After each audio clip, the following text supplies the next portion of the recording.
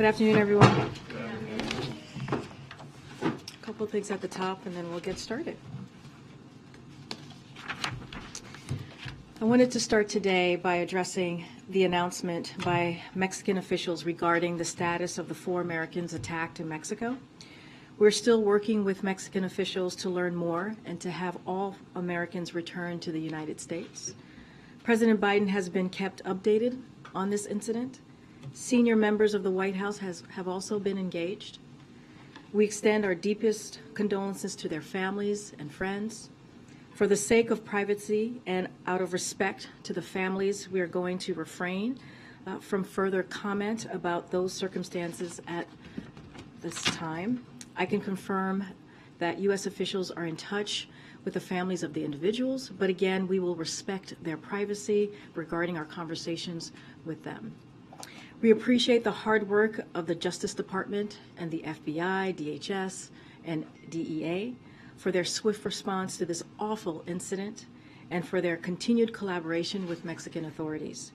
These U.S. agencies remain in close touch with their counterparts, and we expect that they will share more as they can. Attacks on U.S. citizens are unacceptable, no matter where or under what circumstances they happen.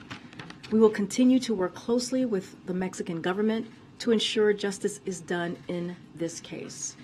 Since day one of this administration, we have been focused on disrupting transnational criminal organizations, including Mexican drug cartels and human smugglers. In the past few months, President Biden signed an executive order giving the Department of Treasury expanded authorities to penalize cartel organizations and those who control or enable them. And we have imposed powerful new sanctions against cartel organizations in recent weeks. We remain committed to applying the full weight of our efforts and resources to counter them. Right now, our immediate concerns are for the safe return of our citizens, the health and well-being of those who survived this attack, and the support which must be rendered to the families of those who need it. Now I want to move on to the news that we put out this morning. As you know, President Biden put forward his plan to protect and strengthen Medicare by extending it for another generation. The president's budget does this without cutting any benefits. In fact, he lowers costs for seniors with lower out-of-pocket costs for drugs, a $2 cap on cost sharing for generic drugs for chronic conditions, and lower behavioral health care costs as well.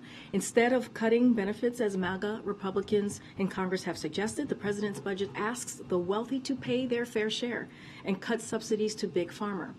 The president is proposing to do the following: increase the Medicare tax rate on income above $400,000, close loopholes in existing Medicare taxes, and give Medicare the power to negotiate lower prices for more prescription drugs. The president would not raise taxes on anyone making less than $400,000 a year, and he will not cut benefits for any seniors. But he will make sure Medicare is there for people who earned it through their work, hard work. Also, as you saw this morning, we announced that President Biden and First Lady Jill Biden will host President and First Lady of the Republic of Korea for a state visit in the United States. The visit will include a state dinner, will be the second state visit of the Biden-Harris administration. Under President Biden, we have taken the U.S. ROK partnership to unprecedented heights in a way that benefits our economies and our people and strengthen deterrence in Indo-Pacific region. For example, the ROK has invested tens of billions of dollars into the United States.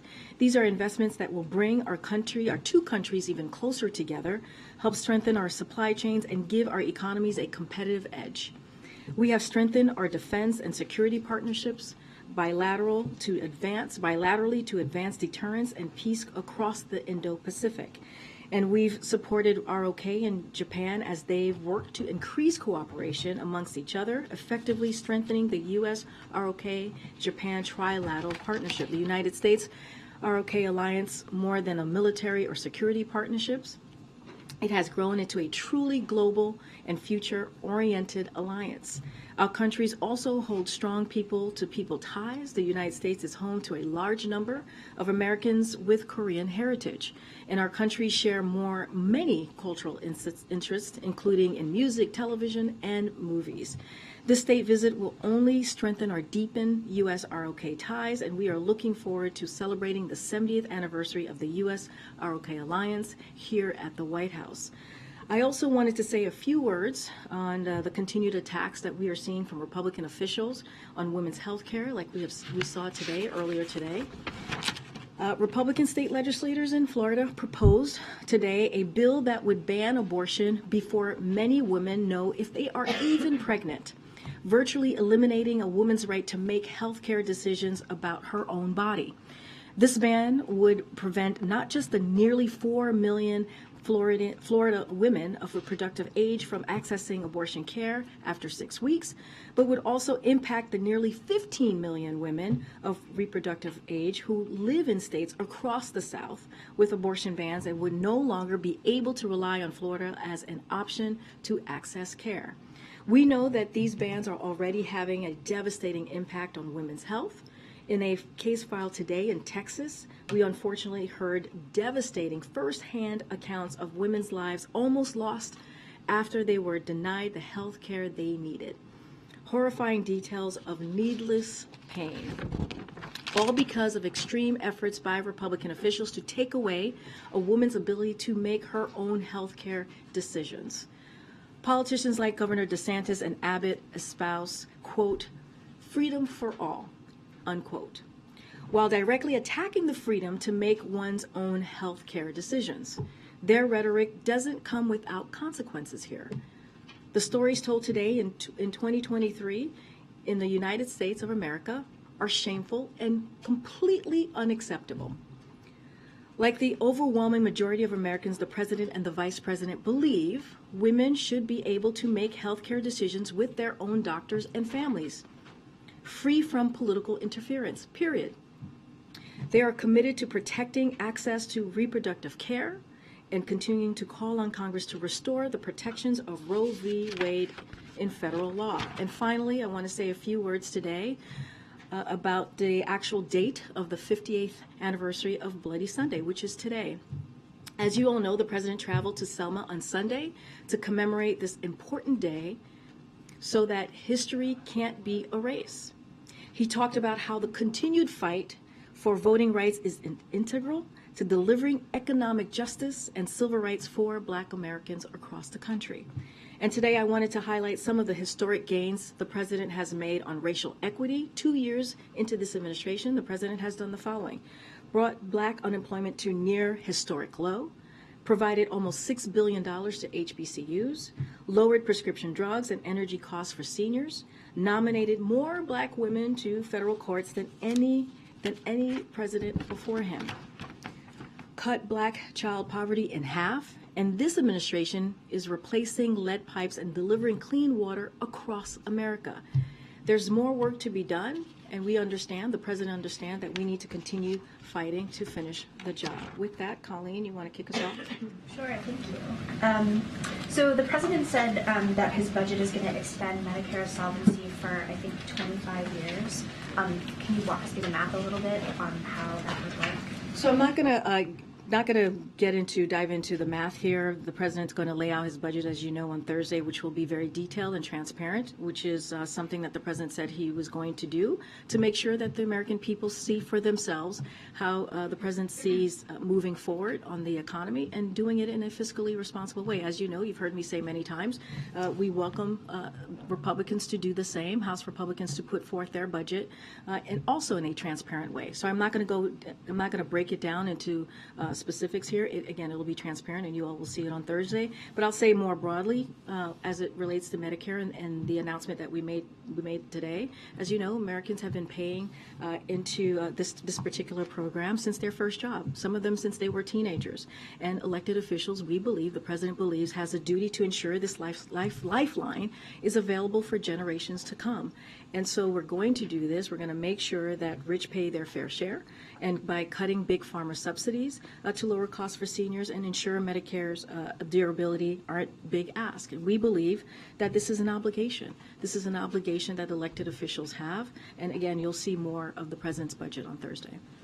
On immigration, so we're hearing that this idea to detain families in detention, again, is one of a lot of policies that are currently under consideration, as Title 42 restrictions are going to possibly end on May 11th. So I wondered if you can rule out family detention, or what can you say about the idea that, families may or may not be detained, migrant families may or may not be detained. So I'm not going to go in on rumors that are out there or conversations that are happening at this time. The department, as you know, as you just noted, Colleen, the Department of Homeland Security is certainly continuing to prepare for the eventual lift of Title 42. No decisions have been made, but we've been very clear on how we're looking to how the president wants to move forward, and he's been clear from the start, from the beginning of his administration, by putting forth a comprehensive immigration reform. And his approach has been making sure that we expand legal pathways for asylum seekers, limiting illegal immigration, addressing root causes, and also increasing border security. That's how the president has seen the process moving forward. That has been his approach. And what he wants to do is build a system, build an immigration system that is secure, that is orderly, and that is humane. And that's how we're going to move forward as we look towards the Title 42 eventually lifting. As you know, it's going to be as soon as May 11th, and that's going to be the president's focus. Okay, Mayor. I understand no decisions have been made, but the president, shortly after he came to office, put an end to this policy of detaining migrant families as a candidate. He said we should not be locking people up. You aren't ruling it out either. So why is this even being considered as a possible option now? I'm just not going to comment on rumors that are out there. I'm not saying it's being considered. I'm not saying but I'm not saying it is, and I'm not saying it is not. I'm saying that I'm not going to speak to rumors. There are rumors out there. Clearly, the Department of Homeland Security is working through ways on how to move forward once Title 42 is lifted. I'm just not going to get into speculations. I'm going to let them do their work. But I will say, and I just laid this out for Colleen, we have laid out over and over and over again, putting forth policies on how the president sees the process moving forward, right? He is going to use the tools that he has before him to make sure that we deal with an immigration system, or we build an immigration system that's, again, safe, orderly, and humane. And we've expanded legal pathways for immigration. We have tried to worked very hard to limit illegal immigration into this country by making sure that the border was secure. Again, this is something that Republicans could work with us on. He put forward an immigration policy, a comprehensive immigration policy on day one, but what we're seeing on the other side is political stunts. That's what they want to do. We're not looking to do political stunts. We're looking to deal with a real issue. Imagine the president is looking for a way to tackle this issue that is safe, orderly, and humane. Is there ever an instance in which he thinks detaining migrant families can be safe, orderly, and humane? I'm just not going to get into, again, that's diving into speculation that's out there, rumored conversations. What I can lay out to you is his approach, and we've been very clear on our approach these past 2 years.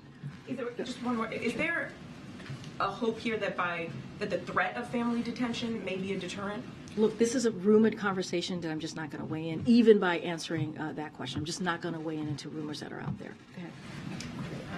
So on the inflation question, Chair Powell has been testifying today, has sent some very, very strong signals to the market that rate increases could be coming. I realize you can't speak about the Fed, but what is your sense about the questions that they were getting about the role that corporate profits have played in fueling inflation, and whether that is an important factor to consider? And what would you say about just the January data?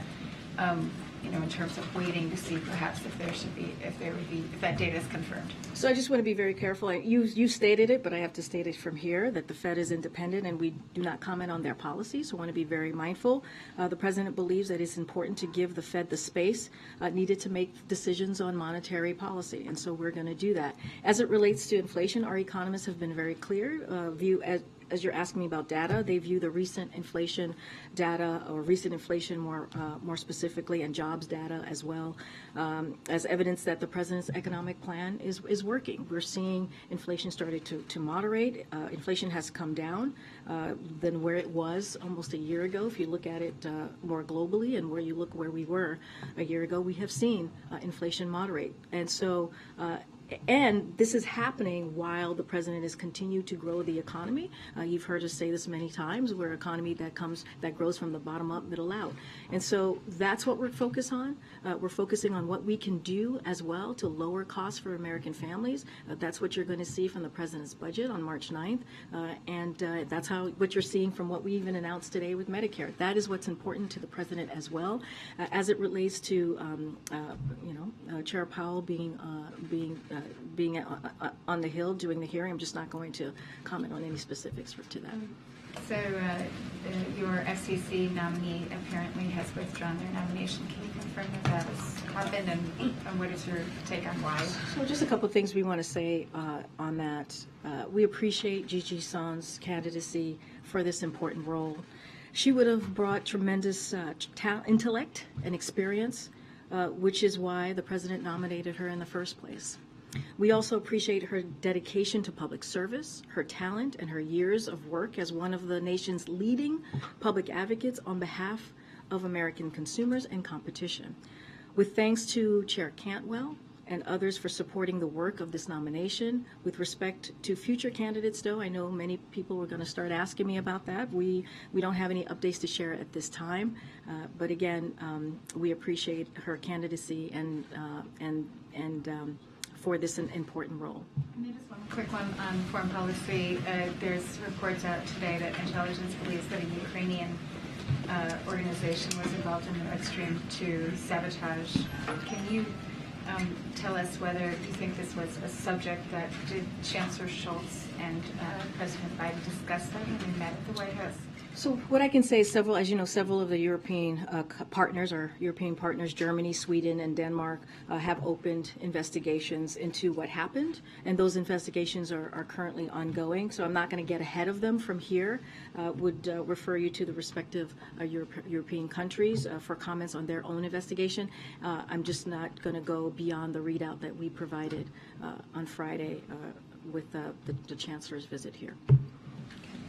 Just circling back to immigration quickly, there's clearly a policy process underway right now where the agencies that are lead on this are considering options based on the lifting of Title 42. I guess my question is has the president been briefed on the possibility of reinstating migrant family detention policy? I don't have any conversations to read out on the president being briefed specifically on family detention. What I can say is, again, these are rumored conversations, and as you just said, Phil, there is continued conversations, policy discussions occurring right now as we're speaking about the Department of Homeland Security, clearly, which is taking the lead on this, on how to move forward once Title 42 is lifted. We're going to let them do that process and do that work. But the president's approach, again, has been very, very clear. You've seen it over and over again. You've heard him speak about it. You've heard me speak about it. We want to make sure that we're expanding legal pathways for asylum seekers, limiting illegal immigration, addressing root causes, and increasing order and security, and border security. Pardon me. And we want to do this as we build a system. Our approach is to build a system that is safe, that is orderly, and that is humane, and that's what you're going to see from this president. And on foreign policy, comments from Chinese officials over the course of the last 48 hours, Xi Jinping warning talking about a comprehensive containment and suppression by the West led by the U.S. The foreign minister with very direct comments today, warning of potential conflict and confrontation if the U.S. continues on the quote wrong path. I'm wondering what your national security team, what the president views as the intent of the very direct comments from these officials. So I can't speak to the intent from Chinese official. What I can speak to is how we're approaching this. The president's approach to China has not changed.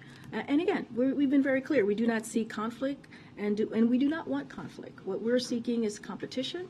And we've been very clear about that these past 2 years. The president will always defend American interests, as you all know, but he has been clear we need to keep open lines of communication, and we will manage this we see this as a consequential relationship that we will continue to manage. And the president and his team has been focused on doing just that. But I'm certainly not going to comment on the intent of Chinese officials. Go ahead, Michael. Thanks, Karine. Back on the issue of Mexico and the 4 Americans that were kidnapped there, what is the administration's message to Americans who are currently in Mexico or planning to go there? Should they continue with those plans, or is it safe to go to Mexico? What is the administration message to those folks? So we take it very seriously when it comes to and have a commitment to provide U.S. citizens with clear, timely, and reliable information about every country in the world. So they can make informed travel decisions. As you all know, the State Department is clearly a department that is focused on that and gives that information and do the travel advisory. And so when it comes to the travel advisory for this particular area in Mexico, that remains at level 4. Do not travel due to crime and kidnapping. We've been very clear about that. The State Department, again, has put that out. We urge Americans to read these alerts before traveling, and so we'll leave it there. But again, our commitment to this, we take this seriously to make sure that we do everything that we can so that Americans understand, what is safe and what to look out for as they travel or when they're in a specific country. Thanks, Karine. Does this situation in Mexico indicate that the U.S. needs to be doing more to tackle Mexican organized crime, and if so, what? So the president, or I should say, this administration from day one has made sure, as it relates to the safety. I know some folks have asked if we are concerned about these individuals actually crossing the border and coming into the U.S. So, DHS screens and vets every individual encountered at the border. The president has secured record levels of funding for border security and management, including 23,000 border officials, which is a historic amount of border officials to help with the security process at the border. And we have stepped up coordination with government of Mexico to ensure security along our shared border. As you know, the president was recently in Mexico City. He met with AMLO to talk. That was one of the conversations that were had. That was part of the agenda, and so we're going to continue to do those coordination, and we're going to continue to do everything that we can to secure the border. These individuals were reportedly going across the border to Mexico for medical care. There are a lot of Americans who cross the southern border for medical care or for prescription drugs. What is the advice to those individuals? Should they avoid doing that? So I'm not going to speak specifically to. I know it's ongoing. I know there's a lot of comments out there as to what these 4 individuals were going to do. So I would say the federal law enforcement has been in touch, has been, leading this investigation, clearly in touch with family members. And so I'm just going to be really careful on commenting why they were crossing the border. Those are private considerations. But again, I just laid out moments ago when Michael was asking me the question about Americans in Mexico or thinking about traveling to Mexico. The State Department puts out these alerts, tries very hard to communicate what's going on, their own safety in certain countries, and I would make sure that if Americans are thinking about traveling to Mexico, that they certainly heed the call from the State Department. This particular area, as I just mentioned, is a level 4, and so folks need to be really careful. And then finally, one of your top spokespeople we learned today is stepping down. She played a prominent role on the past Biden campaign. Should we take this as a sign that perhaps she'll be serving on a Biden re-election campaign? I certainly, as you know, I'm going to be very careful from here speaking about a re-elect or 2024. But I do want to say some words about Remy. Remy is a good friend. I have gotten to know her very well over the past 3 years. As you know, she was on the campaign, as I think you just mentioned that, and the president said himself, she has been an unfailing, loyal fighter for him and for the team, and going back to the campaign even before it launched, and we are very sad to see her go. She has a range of talents as she possesses for a communication professional, and she is one of a kind, and we are sadly going to miss Remy, and we wish her the best. And there's truly no better colleague that I have gotten to know these past 3 years. No words about her. You would have to ask Remy. I can't speak to her next steps. What I can say is how wonderful she has been as a friend and a colleague these past 3 years. Go ahead. Thanks, Karine. Governor Newsom in California announced that he would halt state contracts with Walgreens over their decision to stop dispensing abortion medication. I'm wondering if that's a step the president would consider on the federal level. I'll say this. Our focus right now remains on continued access to medication that women and providers rely on for abortion care and miscarriage management. That's what we've been very steadfast on. That's why the president issued his recent presidential memorandum in January that aims to preserve continued access to a safe drug that, and we'll emphasize this again, is used for miscarriage management and abortion.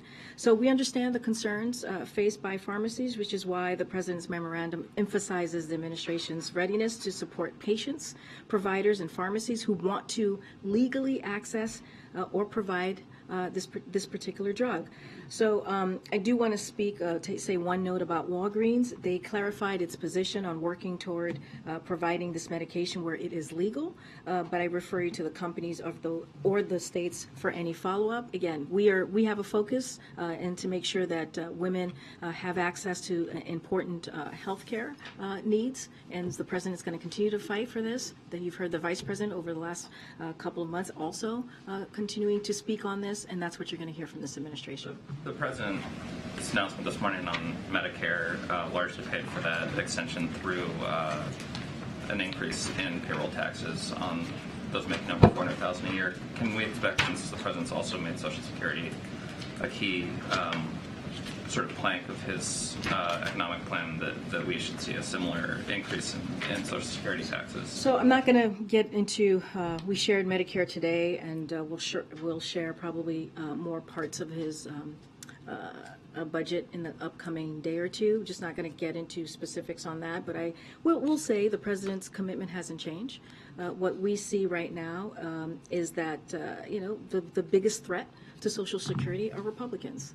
And you've heard them, you guys have covered them, what congressional Republicans have said, their relentless drive to cut these important programs for Americans, for our veterans, for our seniors.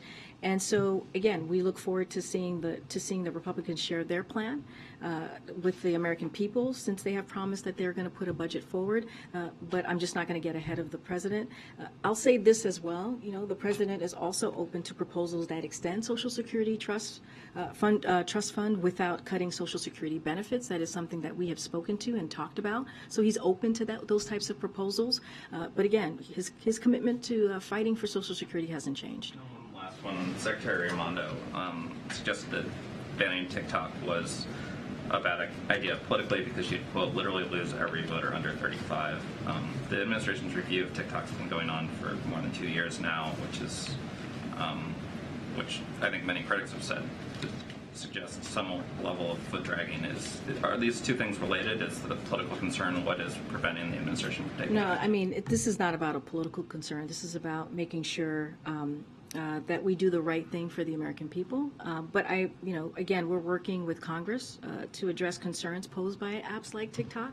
I don't have anything else to share. I know there's legislation that's being thought about or going to be put forward, but we're going to continue to work Congress on that. I just don't have anything more to share. I was asked this question yesterday. We've been very clear on where we stand on this particular issue. Thanks, Karine. On immigration, and among the plans or the strategy for border security, how much does deterrence work in using deterrence policies work into the strategy for the administration? Can you say more? I mean, a lot of administrations in the past have used deterrence as part of their border security strategy. How much is deterrence and sending a message and in using policies that would deter migration going to be part of the administration's policy moving forward from Title 42, after Title 42? I mean, if you look at what the president has put forward in the past, the past several months, since the beginning of this year, when he expanded the parolee program, right? That was a way to give an opportunity to folks who are seeking asylum to find a way to get to apply or to come to the U.S. in a legal way, right? When you think about what we were able to do, how we expanded that parolee program for Nicaragua and Cubans and Venezuelans and also Haitians, it was a way to provide an opportunity to do that, right? So then. No, but that was a deterrence from coming to the border and a way for them to stay at home and find a way and use the app to come into the U.S. And so that is a way, an incentive, an option, a path, if you will, for them to use to figure out how can they do this in a legal pathway. So those are humane ways of doing this. Those are ways of making sure that we're dealing with border security. As far as the word deterrence and policies specifically to that, like hard policies specifically to that. Look, the president has been very clear on his approach. He wants to make sure that we do this in an orderly way, a humane way, and do it in a way that still expands legal pathways, but also deals with illegal migration. Don't have anything more specifics on that, on the deterrence language that you're asking me about. But what we're going to do is put forth policies and use the tools to do just that, to build that system, that border system that was, by the way, decimated by the last administration. So, in terms of that, of the system being decimated, now you've had 2 years to rebuild the system. You've been working on the eventual end of Title 42 since the beginning of the administration, working with groups on a plan. How confident should Americans be come May that the system will work, and that how confident should they be that the administration is prepared and the system won't be overwhelmed? So let me just give you a few data points on what we've been able to do, right? Which is migration from Honduras. If you look at migration from Honduras, El Salvador, and Guatemala, where our root causes work is focused on, is down by 71% since 2021. That is the work that this administration has done. I just talked about migration from Venezuela, Nicaragua, Cuba, and Haiti. That is down by more than 95% since we expanded the parole program. That was just parolee program, which was just a month or two ago. And that was, again, the president's using the tools that he has in front of him to deal with a real issue. Again, Republicans are not doing anything. They're doing political stunts, and the president is actually taking action. Now, he put forth a piece of legislation on his first day in this administration, a comprehensive immigration policy legislation. We would love to move that forward. But until then, we have to use the tools that we have in front of us to get this done. Thank you. Just following up on China, is the president concerned that a Cold War with China is veering into a hot war? So the president actually was asked this recently, and I'll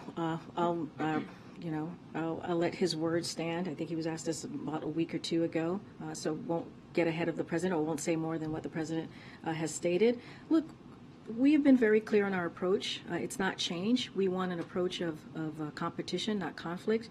And we believe we are more prepared to outcompete China and protect our national security. And that is because of the work that this president has done from day one of this administration. And if you look at many of our efforts towards China, it's been pursued in a bipartisan fashion. But I'm not going to, the president was literally asked this very similar question, so I'll refer you to his comments. But again, our approach to China has not changed. Okay, Peter. Thanks, Karine. So cartels kill Americans on this side of the border with drugs, and now they're killing Americans on the other side of the border with guns. Why is President Biden so comfortable with cartels operating so close to the U.S.? Well, let's be very clear. Let me take on the drug part here, because since you brought this up. because of the work that this president has done, because of what we've done specifically on fentanyl at the border, it's at historic lows, historic levels that we have been able to record a number of personnel working to secure the border because of what we've been able to do. Seizing that fentanyl, we've done it in a historic way. That's because of what this president has done. I just talked about 23,000 federal agents that have been able to be, that we've been able to hire and put at the border to secure the border. On top of that, historic sanctions going after traffickers and other financiers are helping disrupt fentanyl supply chains throughout their flow to the U.S. And we're really expanded access to treatments like that are saving lives, if you think about it, which prevent overdoses, expanding as our fentanyl test strips. And through the removal of the X waiver, anyone registered to prescribe controlled medications can now prescribe life-saving medication to treat addiction. So again, we are seizing fentanyl at record historic levels because of what the president has done to secure our border. And look, we've also coordinated, made sure that we're coordinated our relationship with Mexico to deal with what we're seeing as it relates to violence, as it relates to cartel. That is something, a relationship that we've continued to build with Mexico, an incredibly important partner. You saw that when he went down for the summit in Mexico City. So the president is dedicated to this and is doing the work that we're actually seeing at the border, again, when we think about fentanyl. But to the violence aspect of it, now Americans are being slaughtered. Would President Biden be taking the same approach if it was Al-Qaeda or ISIS operating just across the border from an American city? The president takes this very seriously. He takes this very seriously. The FBI and other agencies have been on top of this from day one. And so that's what he's going to continue to do. When it comes to Americans' lives and when it comes to the safety of Americans, the president's always going to make sure that that is a top priority. Would President Biden ever consider using the U.S. military to disrupt cartel operations? I'm just not going to get into the military and how it's being used. Okay. I want to go back to the question about the FCC nominee. Gigi Stone has a statement to the Washington Post in which she says that her nomination failed because of what she calls unrelenting, dishonest, and cruel attacks. She calls it a sad day for our country, when in our democracy, when dominant industries with assistance from unlimited dark money get to choose their regulators. Is that what's happened here? Is that why the nomination failed?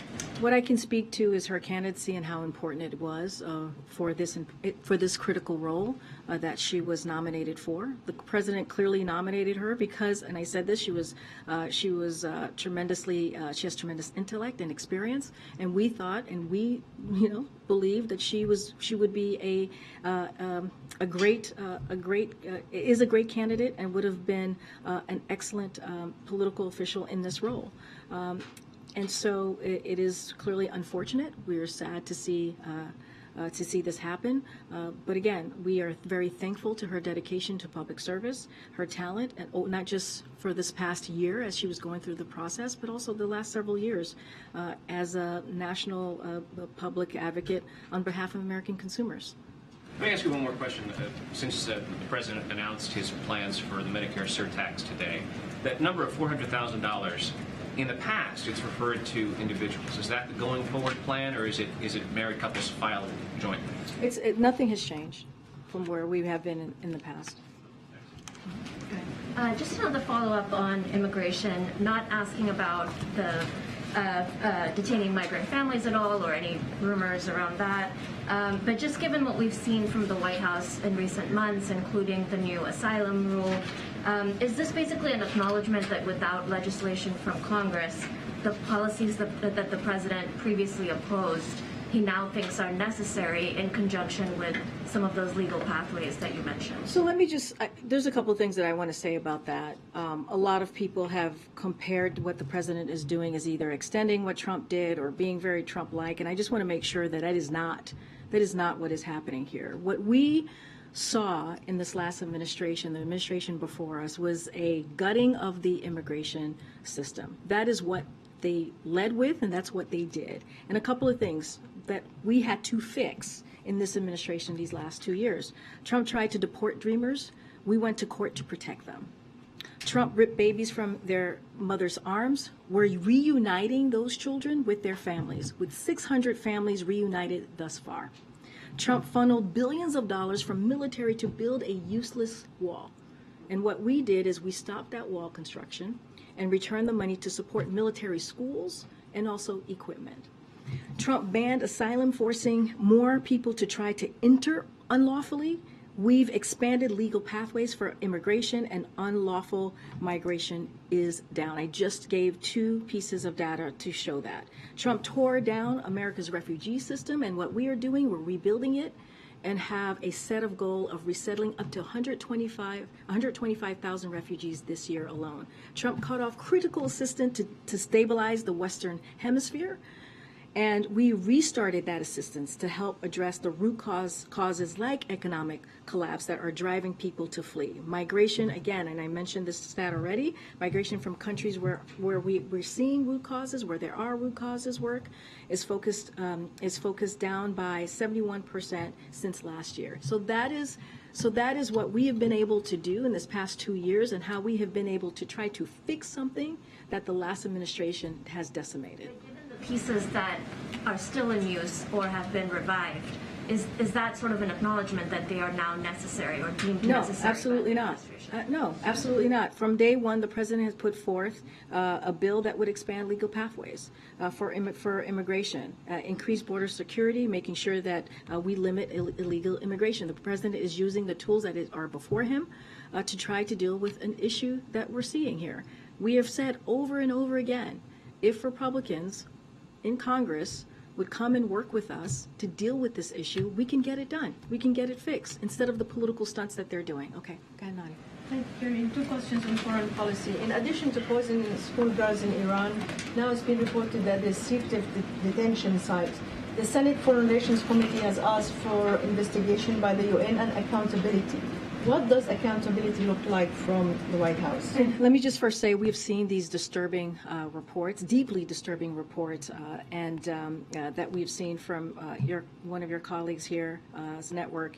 And so what we want to say from here is that we welcome the call from our Senate colleagues for the UN's independent international fact-finding mission on Iran to investigate.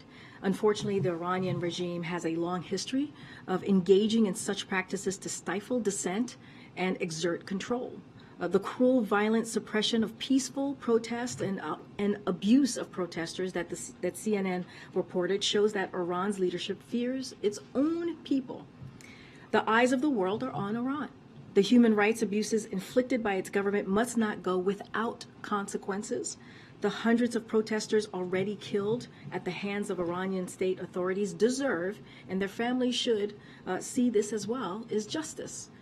The torture and mistreatment of political prisoners must cease. The United States is standing with our partners and allies around the world, and will continue to pursue accountability for anyone involved in these abuses. And second, you released a readout of the president's call with the Sultan of Oman. In the last paragraph, he said that he welcomed the historical role, inverted commas, of Omanis in securing the release of American hostages in Iran. Does he refer to the previous mediation, or are we talking about a fresh push to release the current hostages now? I don't have anything to share about that. Anytime, as you know, there are American hostages held, we're always very careful on speaking to the process. We want to be mindful for security reasons, so I'm not going to go beyond what the president laid out and what we laid out in the readout on this call today. Thank you, Karine. Does the administration feel the Mexican government is doing enough to combat violence in its own country, as well as Americans who are visiting? What I can say is that we are working closely with the Mexican government. As you've seen, we've announced coordination that we have with the Mexican government as it relates to the violence and cartel. We've announced that already. You've seen the president, both presidents, President AMLO and President Biden, speak to this very recently in Mexico City. Don't have anything else to share, and so I'll just leave it there. Will the administration support designating cartels as terrorist organizations as subsenators? I don't have any policy or announcements to make from here. Okay. Thanks, Karine. Last night, Tucker Carlson cherry-picked video surveillance from the January 6th insurrection, severely downplaying the event of that day. He said the mob was orderly and meek and that they were tourists instead of insurrectionists. What's your response to Carlson and to Speaker Kevin McCarthy, who granted him access to that video? Anybody who watched that video would strongly disagree. Anybody who watched that video with their own eyes in a real way and saw what happened on that day would disagree with what was just stated. The president has been very clear. January 6th was the worst attack on our democracy since the Civil War, and we should be focused on making sure that never happens again. And so we are certainly, we agree. I know Minority Leader and Senator Schumer have already said this and would hope that keeping the Capitol and Congress safe and secure remains congressional leaders' #1 goal, and that should be our focus, and that should be what should be considered here. Again, it was one of the darkest days of our democracy, and all you have to do is watch those videos and see how horrific it was, see how sad it was, see an attack on the Capitol, which should not be happening in 2020. And we got to get down to the bottom of what happened. Again, it was an attack on our democracy. And I'll just leave it there. So is Speaker McCarthy irresponsible? I answered your question. Oh, go ahead. Thanks, Karine. So with the more direct language, I'm asking about China, with the more direct language from the Chinese president and the foreign minister, is there concern that the administration line that they want competition over conflict is seen as weakness by the Chinese? I'm not sure how it's seen as weakness when we are more prepared to outcompete China and protect the national security under this president and because of the work that he's done. Well, I'm going to keep going. I've answered this question multiple times. Go ahead. Okay. Thanks, Karine. On the White House considering reinstating the family detention, advocates are already calling it shameful. Democrats on the Hill called it unacceptable, and a number of Democrats and immigrant advocates are calling for the White House to publicly deny those reports. What's your response to that? My response is these are rumored conversations that I'm just not going to speak to. We've laid out very clearly over the past several months, over the last 2 years, how our approach to dealing with immigration. Again, we've been very clear. We're expanding legal pathways for asylum seekers, limiting illegal migration, addressing root causes, and increasing border security. That's our approach, and we want to make sure that we're building a immigration system that is orderly, that is safe and humane. That is what the president has been doing, and that's what he's going to continue to do. I'm certainly not going to, again, weigh in on any rumored conversations from here. I'll be back tomorrow, guys. I'll see you tomorrow. Thank you.